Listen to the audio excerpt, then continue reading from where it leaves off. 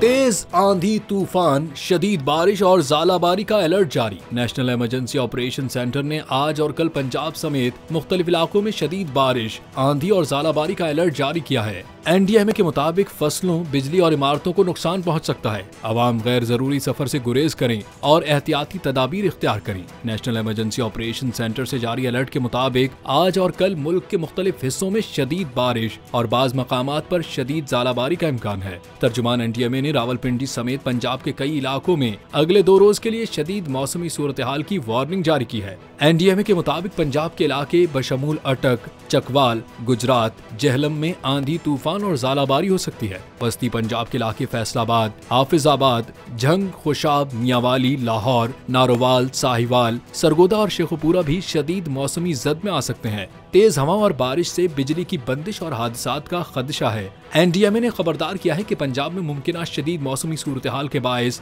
फसलों को भी नुकसान पहुंच सकता है। किसान तबका फसलों को नुकसान से बचाने के लिए जरूरी पेशगी इंतजाम भी रखे। आंधियों तूफान की सूरत में कमजोर इमारतों और दरख्तों से दूर रहें। आवाम से अपील है कि इस दौरानिये में गैर जरूरी सफर से परहेज किया जाए।